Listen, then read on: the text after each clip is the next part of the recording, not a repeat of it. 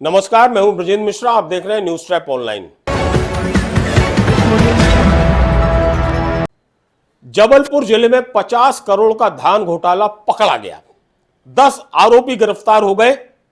74 के खिलाफ एफआईआर दर्ज की है। 12 थानों में 12 एफआईआर दर्ज है।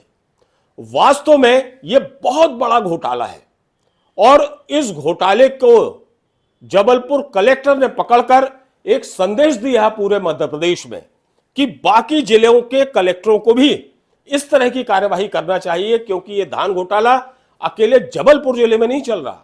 यह धान घोटाला मध्य प्रदेश के हर जिले में चल रहा है। लेकिन समझ से परे है कि आखिर बाकी जिलों के कलेक्टर कोई इस तरह की कार्यवाही क्यों नहीं कर रहे। क्या उनके जिलों में सब बम बम है, सब चकाचक है, कुछ नहीं हो रहा, सब ईमानदारी से हो रहा? यह बहुत बड़ा सवाल है। दूसरे कलेक्टरों को भी सबक लेना चाहिए जबलपुर कलेक्टर से। और इस धान घोटाले को पकड़ने में बहुत बड़ा योगदान पाटन विधायक अजय बिश्नोई का है, जिन्होंने शिकायत की थी, और ये शिकायत की थी कलेक्टर जबलपुर से कि साहब सीधा सीधा शासन की आंखों में धूल झोंकी जा रही है। 50 करोड़ का सीधा सीधा चूना लगाया जा रहा है। ना धान की खरीदी हुई है, ना धान का उठाव हुआ है, ना परिवहन हुआ है, और ना मिलिंग हुई है। यानी टोटल कुछ नहीं हुआ, और सीधा सीधा पूरा पैसा अधिकारियों से लेकर जो राइस मिल वाले हैं, चावल मिल वाले हैं, उनकी जेबों में जा रहा है। यह शिकायत जैसे ही कलेक्टर के पास की गई, कलेक्टर अपने एक्शन में आ गए और उन्होंने इसकी तफ्तीश शुरू कर दी। और तफ्तीश जांच के जो बिंदु होते हैं, उस बिंदु पर जब वो आगे बढ़े तो चौंकाने वाली चीजें सामने आई। अब आप देखिए इस घोटाले में किस तरह की बदमाशी की सहकारी समितियों ने, सोसाइटी ने, खरीदी केंद्र ने, नागरिक आपूर्ति निगम के अधिकारी कर्मचारियों ने, सर्वेयर ने, कंप्यूटर ऑपरेटर ने, और जितने भी दलाल वहां शामिल हैं, इन्होंने किस तरह से चूना लगाने के लिए पूरा षड्यंत्र रचा। इन्होंने सबसे पहले धान खरीदी ही नहीं। अब आप देखिए, धान खरीदी नहीं, उसकी फर्जी एंट्री कर दी। अब धान चूंकि नहीं खरीदी तो कलेक्टर जबलपुर के स्पष्ट आदेश थे कि जो भी खरीदी होगी खरीदी केंद्र में, उसका फिजिकली वेरिफिकेशन किया जाएगा। तो खरीदी करने वाले जितने भ्रष्टाचारी थे, जो कागजों में फर्जी एंट्री दिखा के खरीदी करना चाह रहे थे, उन्हें डर लगा कि साहब यदि हमने खरीदी की और दर्शाई इसको, तो इसका फिजिकल वेरिफिकेशन करना पड़ेगा। तो उन्होंने इसका तोड़ निकाल लिया। फिजिकल वेरिफिकेशन न होने पाए, इसके पहले ही उन्होंने खरीदी अपनी कंप्यूटर पे एंट्री दर्शा दी, खरीदी की, और आनन फानन में तत्काल उठाव के आदेश भी, डिलीवरी ऑर्डर जारी कर दिए कंप्यूटर पर। देखिए कितनी तत्परता से, कितनी फुर्ती से काम हो रहा है ये चूना लगाने का। तत्काल में डिलीवरी ऑर्डर जारी हो जाते हैं और तत्काल में उठाव शुरू हो जाता है। फर्जी उठाव, फर्जी, ना कोई ट्रक आ रहा, ना कोई गाड़ी आ रही, ना वहां धान है, सब कुछ कंप्यूटर में, सब कुछ कागजों में। जितने मिलर्स के नाम हैं वो पूरे सेटिंग वाले, और सब ने कंप्यूटर में दिखाया कि हाँ साहब उठाव भी शुरू हो गया। अब उठाव दिखाना इसलिए जरूरी है क्योंकि यदि फिजिकल वेरिफिकेशन हो जाता तो वहां तो धान थी नहीं, ये सब पकड़ जाते। इसलिए उन्होंने तत्काल में उसका उठाव शुरू कर दिया, और यह भी प्रमाणित कर दिया, यह भी उल्लेखित कर दिया कि हाँ साहब ये उठाव हो गया, और इतना इतना जो धान है वो अंतर जिला सिस्टम के तहत भेज दी गई है। गायब धान 30 करोड़ की है, और जो फर्जी एंट्री की गई है धान की, वो करीब 16 करोड़ की है। अब आप देखिए, इस सब के बाद भी धान की मिलिंग का चार्ज अलग मिलता है, सोसाइटी का कमीशन अलग मिलता है, जो बारदाने हैं जिसका उपयोग किया जाता है धान भरने में, उसकी कीमत अलग मिलती है। इस तरह से यदि इन सबको हम जोड़ दें तो ये पूरा घपला 50 करोड़ पे पहुंच जाता है। अब आप देखिए, बगैर कुछ करे, ना उन्होंने धान खरीदना पड़ी, ना उन्हें अपने ट्रक भेजना पड़े उसके परिवहन के लिए, ना उठाव करना पड़ा, ना वहां मिलिंग करना पड़ी, कुछ नहीं करना पड़ा, और 50 करोड़ सीधे जेब में चले जाते। ऐसी तैयारी की गई थी। बाकायदा इन राइस मिल वालों को डिलीवरी ऑर्डर जारी किए गए। एक डिलीवरी ऑर्डर में 433 क्विंटल धान दी जाती है और ये धान ले जाते हैं अपनी राइस मिल में, और राइस मिल में धान से चावल बनाकर 433 क्विंटल धान के एवज में 290 क्विंटल चावल इन्हें जमा करना पड़ता है, और इसमें धान की जो मिलिंग का पैसा है वो अलग से मिलता है, बारदाना और ट्रांसपोर्टेशन का जो पैसा है वो अलग से मिलता है।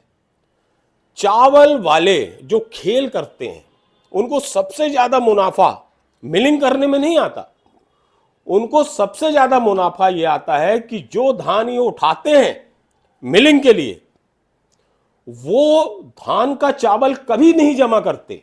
ये बाजार में सबसे घटिया और सबसे सस्ता वाला घटिया क्वालिटी का चावल उसके एवज में खरीद के वहां गोदाम में वहां जमा कर देते हैं। देखिए आप, अच्छी धान का चावल ये रख लेते हैं, बेच देते हैं, अच्छी कीमत पे बिक जाता है, और उसके एवज में बाजार का सस्ता और घटिया चावल लाकर ये वहां गोदाम में खाना पूर्ति कर देते हैं, और इससे इनको इतना तगड़ा करोड़ों का मुनाफा होता है, और ये जो पूरा पैसा है इसकी पूरी बंदरबाट हो जाती है।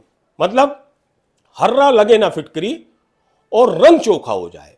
बिल्कुल यही खेल इस मामले में हुआ है, जिसको कलेक्टर जबलपुर ने नाकाम कर दिया। इनकी पैतरेबाजी को उखाड़ फेंका, इनके मंसूबों पर पानी फेर दिया। ना धान खरीदी गई, ना धान उठाई गई, ना उसका परिवहन किया गया, ना राइस मिल में मिलिंग हुई, कंप्यूटर में फर्जी खरीदी दिखाई, फर्जी उठाव दिखाया, फर्जी परिवहन दिखाया, फर्जी मिलिंग दिखाई, और फर्जी एंट्री में जो धान दिखाई उतनी धान का चावल ये जमा करके करोड़ों मुनाफा कमाने की बिल्कुल तैयारी में थे। इस पूरे घोटाले में, इस पूरे घपले में जो आरोपी हैं वो वास्तव में खरीदी केंद्र के प्रभारी और उनका स्टाफ, जो सोसाइटियां हैं उसका स्टाफ, उसके अधिकारी, सहकारी विभाग के अधिकारी और कर्मचारी, नागरिक आपूर्ति निगम के अधिकारी कर्मचारी, सर्वेयर, कंप्यूटर ऑपरेटर, जिला प्रबंधक और उनके मातहत अधिकारी और कर्मचारी, ये सब दोषी हैं, सब गुनहगार हैं इस 50 करोड़ के घोटाले में, घपले में। 12 थानों में 12 एफआईआर कलेक्टर ने कराई है, जिसमें से अभी 10 लोगों की गिरफ्तारी हुई है, बाकी सब फरार हैं, भूमिगत हैं, जिनको पुलिस ढूंढ रही है। वास्तव में पाटन विधायक अजय बिश्नोई ने इस पूरे घोटाले की शिकायत की थी, और जिससे इसका पर्दाफाश हो पाया, और इसमें कलेक्टर जबलपुर ने बहुत कड़ी मेहनत की और तत्परता दिखाते हुए इस घपले को उजागर कर दिया, पकड़ लिया और शासन को चूना लगने से बचा लिया। सवाल ये है कि क्या सिर्फ जबलपुर जिले में धान घोटाला हो रहा है, खरीदी घोटाला हो रहा है? नहीं, ऐसा तो मध्य प्रदेश के तमाम जिलों में हो रहा है, क्योंकि वहां भी वही स्टाफ है, वही वैसे ही अधिकारी हैं, वैसे ही कर्मचारी हैं, नेतागिरी भी वैसे ही आड़े आती है। लेकिन दूसरे जिले के घपले घोटाले आपको सुनने नहीं मिलते। आखिर इसकी वजह क्या है? आखिर वहां के कलेक्टर क्या कर रहे हैं? क्या उन्हें जानकारी नहीं लगती कि इस तरह का गोलमाल किया जा रहा है? जैसा जबलपुर जिले में हुआ, ठीक उसी तरह का गोलमाल, घपला, घोटाला, खाईबाजी ये दूसरे जिलों में भी चल रहा है। लेकिन न जाने क्यों वहां के कलेक्टर, वहां का सरकारी तंत्र खामोश है, और न जाने क्यों वहां की राजनीति और वहां के नेता भी खामोश है। ये बहुत बड़ा सोचने का पॉइंट है, बहुत बड़ा सोचने वाला मुद्दा है, जिस पर विचार करने की जरूरत है। यदि पूरी सरकारी मशीनरी और पूरे विधायक और पूरे नेता ईमानदारी से इस घपले घोटाले को उखाड़ फेंकने के लिए आमादा हो जाएं, तो किसी में कोई ताकत नहीं, किसी मिलर में हिम्मत नहीं, किसी अधिकारी में हिम्मत नहीं कि वो इस तरह आंखों देखी मक्खी लील ले, यानी आंखों देखा घपला कर दे, करोड़ों की रकम, करोड़ों रुपए का चूना सरकार को लगा दे। ऐसी हिमाकत किसी भी अधिकारी, कर्मचारी से लेकर किसी भी विभाग और किसी भी व्यापारी, उद्योगपति और किसी भी राइस मिल संचालक में नहीं हो सकती, बशर्ते ये सब कमर कस के मैदान में आ जाएं और इस भ्रष्टाचार के खिलाफ अपनी तूफानी मुहिम शुरू कर दें, जबलपुर जिले की तरह।